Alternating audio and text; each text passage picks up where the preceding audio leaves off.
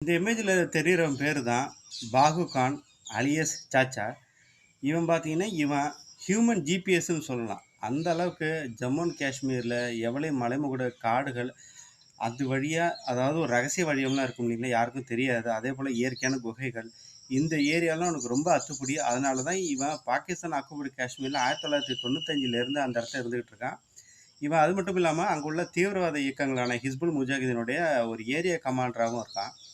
இவன் கிட்டத்தட்ட 100க்கும் மேற்பட்ட ஊடுருவலுக்கு இவன் காரணமா இருந்திருக்கான். ஏன்னா, ஊடுருவல் எந்தெந்த வழியெல்லாம் போகலாம், செக்யூரிட்டி பொசிஷன்லேருந்து எப்படி தப்பிக்கலாம் அப்படிங்கிற அனைத்து ரகசிய வழிகளும் உனக்கு தெரியும். எந்தெந்த இடத்துல தங்கலாம், ஓஜிடபிள்யூ அதாவது ஓவர் கிரவுண்ட் ஒர்க்கர்ஸ், லாஜிஸ்டிக் சப்போர்ட்ல யாரெல்லாம் கொடுப்பா, அவங்களோட டெலிஃபோன் நம்பர்ஸ்ன்னு சொல்லிட்டு எல்லாமே உனக்கு அத்துப்படியா இருந்திருக்கு. அப்படிப்பட்ட சூழ்நிலை தான் இவன் 2 நாளைக்கு முன்னாடி ஜம்மு அண்ட் காஷ்மீர் உள்ள லைன் ஆஃப் கண்ட்ரோல் குரஸ் செக்டர் பக்கத்துல நௌஷேரா நாருங்கிற ஒரு ஏரியால பார்த்தீங்கன்னா, இந்தியன் ஆர்மி இவனை என்கவுண்டர் பண்ணி இவனை சுட்டு கொன்னுட்டாங்க அவன.